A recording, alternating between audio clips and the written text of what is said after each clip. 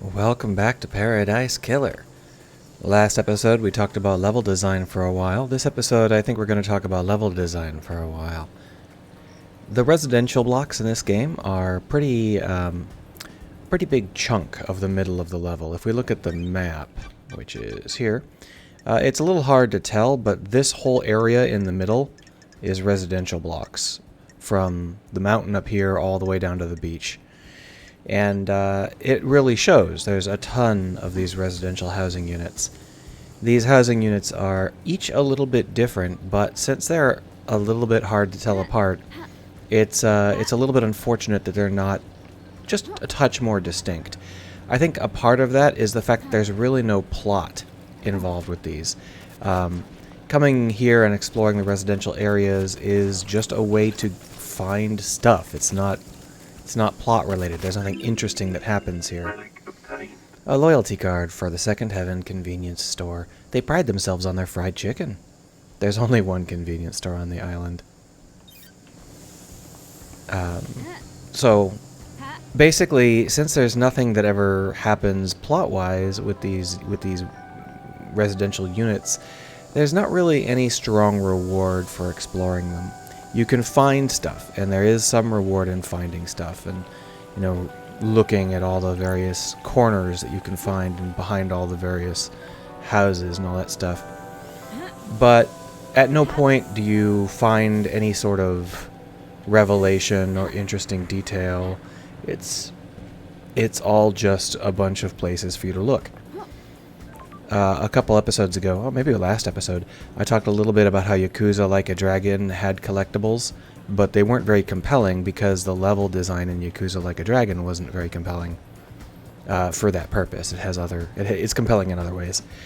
And that's exactly what I'm talking about here. There's just no reason to go looking behind all these places or around all these places aside from finding loot. There's no driving curiosity or interesting fact to look up. It's all very flat, and that just seems like it's unfortunate level design. It seems like you could do better. So on the other hand, we do have a number of apartment buildings. I think there are some over there that we discussed last episode, then there's some here which we're going to discuss this episode. These apartment blocks are pretty significant chunks of level. In terms of just sheer level size, but because of the way you explore them, they don't feel big. There's not a whole lot of routes you can take. All you can really do is go up the stairs like this. Hold on. I have been sneezing non-stop all day. Makes it an interesting day to try and record stuff, I'll tell you. Well, here's a ghost. But you can see how there's really no corners, no breaks, no interruptions, no things to go and investigate on each floor. It's just the same set of floors stamped on top of each other with slight variations in decoration. This is something I talked about briefly before. This game, with its vertical spaces, really loves just flat, empty verticals, just endless staircases that go up and up and up and up and up. That is a very boring approach. Sometimes boring is right. Boring can be a pacing pacing mechanic. Most games would take something like this and they would make it so that you'd have to go up, 2 floors on that side, and then the stairs would be broken, and you have to come over here and go up on this side, then maybe climb a ladder to get up to the next floor. I think that kind of level design is just plain old better. And the reason for that is because it offers you more ways to explore. You don't immediately discard the entire reach of the level that you can see. As you're moving over to go up the next set of stairs on the other side of the building, you're naturally going to explore around a little bit, poke your head into some corners, maybe jump off the side if you can get to something down below. Those are all very valuable things to see, and this is the only real weak point I have with this level design, is this very boring verticality. It was a newspaper article about dismemberment, but I'm trying not to sniffle into the mic because of my sneezing issues.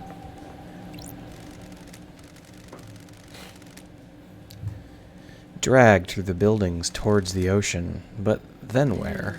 Who started here? Did they go into the sewers? No, that wouldn't make sense. Maybe straight into the ocean. That's weird. But why? They must have left some clue. So this ghost is looking for her neighbors who are also dead already. I need to investigate this. And we've already picked it up. Just a random severed arm. Now, as I said, these quests don't really reveal very much about the nature of the plot or anything like that. They're just details that don't really add anything. They're their own little separate bit. And that's not necessarily bad, but as a reward for climbing up this giant building, they're not that compelling. Now you can hear a little ping.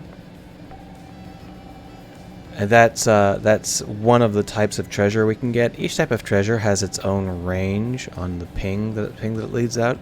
And that particular sonar style ping is a very long range tone.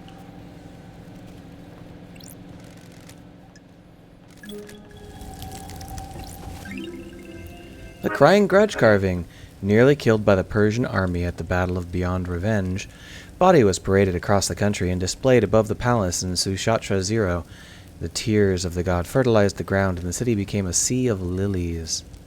Syndicate members stole the god back and burned the city to the ground. The god has been moved to the island, from island to island ever since, guarded in a pyramid. That's the god we visited. The one that was very whiny. So you can hear that there are several things going on over here, several things worth investigating. This is the long-ranged ping, the sonar ping. It's just a music tape. The Lemageddon Bop. A dance under the gaze of demons. You can feel their eyes bulging from the concrete. Let them watch. Let them lust. But where?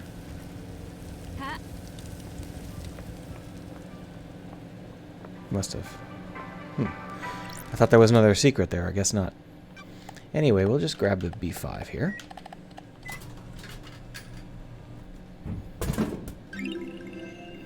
Parallel Red, a blend of different fruits and vegetables full of vitamins and minerals, often drunk the morning after the night before. That is no strong insult intended there, but that was the laziest can design I'd ever seen. They didn't even bother to try and make the letters wrap to the can. It was just Arial font text on top of a can-shaped backdrop.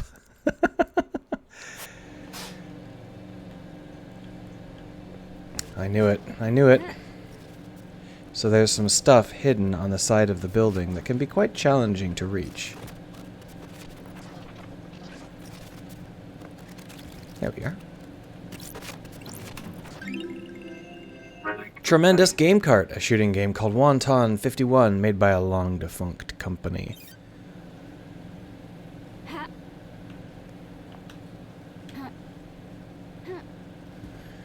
I think there was another one.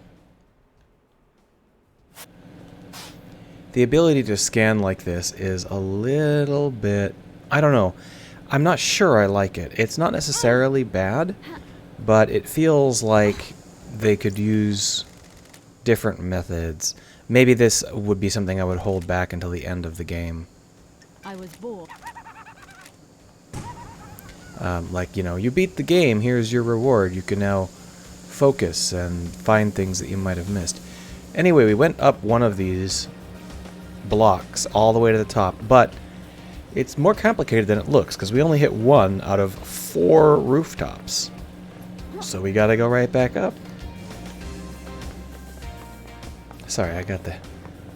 After sneezing, I get the hiccups. It's a very talented streamer that you've got on your hand here.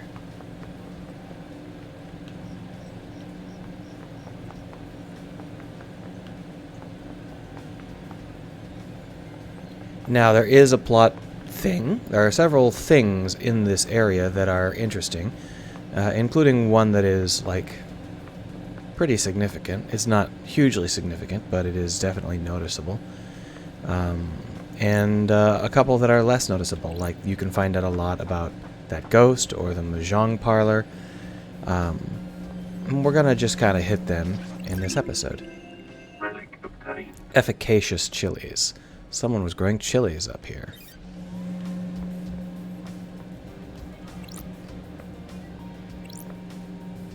Nothing? Empty room? That's weird. Up the ladder. And here it is. So if we drop one of these yellow gems in... Oh no, I forgot to collect them. Alright, well we're going to have to come back and collect them later. Basically, these little outcroppings that you can see here, these two outcroppings, they are both things that come out of the ground if you do the right stuff. Unfortunately for us, I didn't get the yellow gems yet. I think that they're kind of just randomly scattered across the island, and we've been rushing, so we didn't happen to pick them up. But we'll have to come back once we get them. Oh, there's one.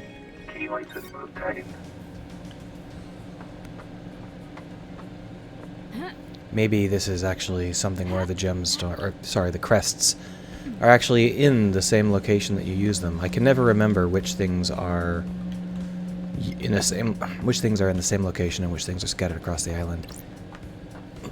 Jeez. This episode's not going to go great if I have to keep coughing and sniffling and hiccuping and all that stuff. But you can see the reward for doing this is just gems. That's how it always is in this game. And that's not necessarily bad, because these are obviously intended to be side quests for completionists.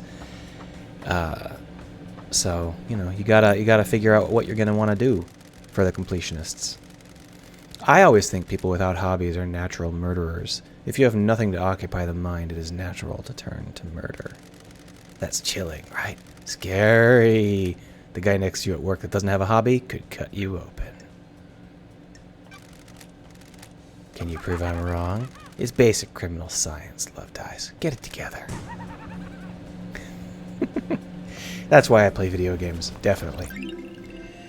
To prove that I'm not a murderer or something. So here's the other one. But as you can see, I only had one yellow thing. I don't have both. So we're going to just hop across the top here and go to the other side. The ladder to the other side is only on this edge, so that's the way we're going to go.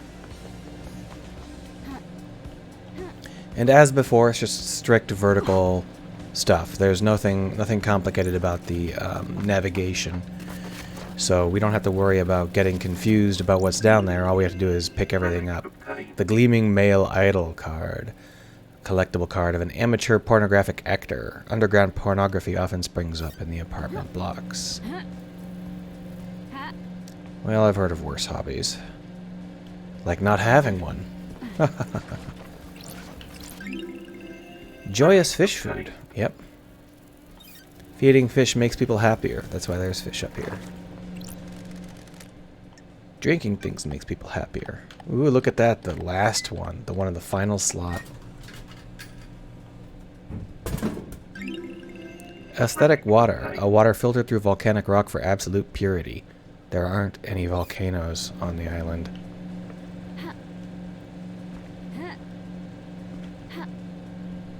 I'm trying to jump up here because I wanted to just check.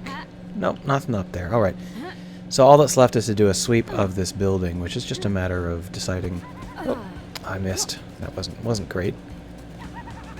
So, just a matter of just doing it. There's no complexity in how to go up or down the stairs or anything like that. We just look at the things we want to go get and go get them. I'm glad to be Hey Shinji, hey Love Dice, what's happening? Just enjoying the island, you know? I mean, obviously I hate this place, but you gotta make the best of it. If you aren't looking at the bright side, you ain't living. If you're not optimistic, you got a problem. Life too short. Sure. Then you got bigger problems than being optimistic. I do have to eventually talk about the use of Shinji and the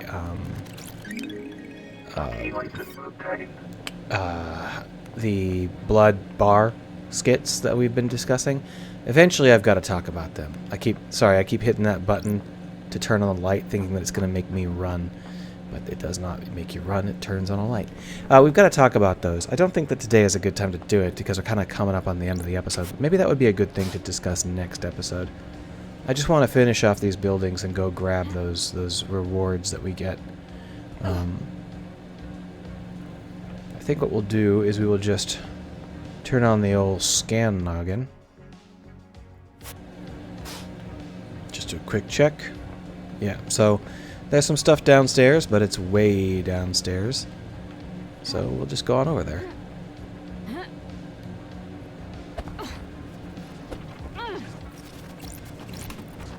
Those crystals obtained.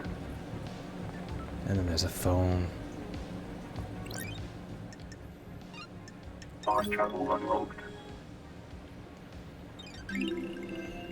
Grim Lotus. The Lotus is a frightful plant. That was a little bit of a riff on the fact that demon worshippers don't like the Holy Lotus, but we won't go into that. It's just a minor, fun little detail. It's not really important. This is our reward for doing those tower blocks. We just get some blood crystals. And as I said, that is the basic, fundamental approach that they take to all side quests, with the exception of the one that you need to do in order to win the game.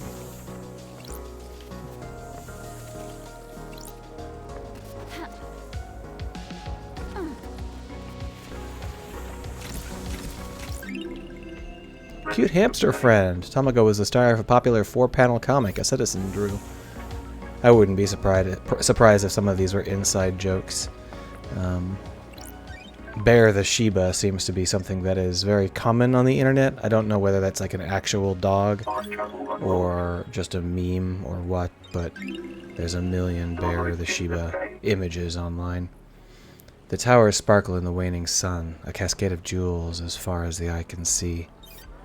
Alright, well, that's going to be it for today. Tomorrow, I think we're going to talk... actually, I'm not sure. There are a lot of things we could do. The world is our oyster, and there's so many things to talk about. See ya.